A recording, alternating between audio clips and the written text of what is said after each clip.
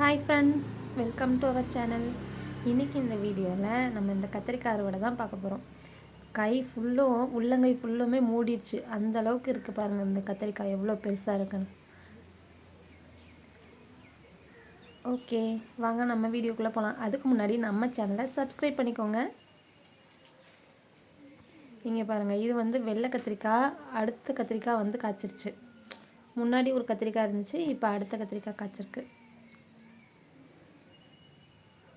பாருங்கள், வெள்ளை கத்திரிக்காய் ரொம்ப அழகாக இருக்குது.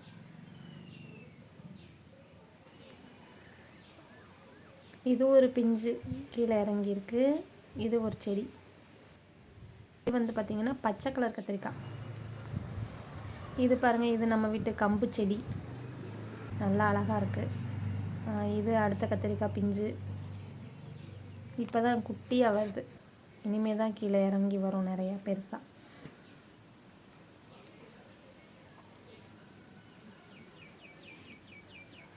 நல்லா அழகாக இருக்குல்ல. இந்த மாதிரி தோட்டத்தை நம்ம பார்த்துட்டே இருந்தால் நம்மளுக்கு டைம் போகிறதே தெரியாது. இது பாருங்கள், அடுத்த கத்திரிக்காய் சின்னதாக இருக்குது. இது இன்னொரு கத்திரிக்காய். பாருங்கள், எறும்பு ஏறிட்டுருக்கு மேலே.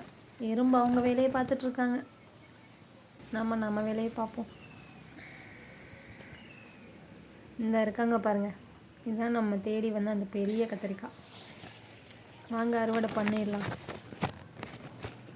கத்திரிக்காய் அறுவடைனாலே பெருசாக எதிர்பார்ப்பீங்க, அதெல்லாம் இல்லை. நம்ம வீட்டில் இப்போ தான் காய்க்கவே ஆரம்பிச்சிருக்கு. ஸோ அதனால் இது ஒரே ஒரு கத்திரிக்காய் தான் இன்றைக்கி அறுவடை பண்ணுறோம். பண்ணியாச்சு. பாருங்கள் எவ்வளோ பெருசாக இருக்குன்னு. இது நாங்கள் பொரியல் பண்ணி சாப்பிடவும் செஞ்சாச்சு. சூப்பர் டேஸ்ட்டாக இருந்துச்சு. நம்ம வீட்டில் எந்த ஒரு உரம் இதெல்லாம் போடாமல் அந்த கத்திரிக்காய் பாருங்கள், டேஸ்ட்டு சூப்பராக. நான் ஆல்ரெடி நிறைய கத்திரிக்காய் பறிச்சிருக்கேன்.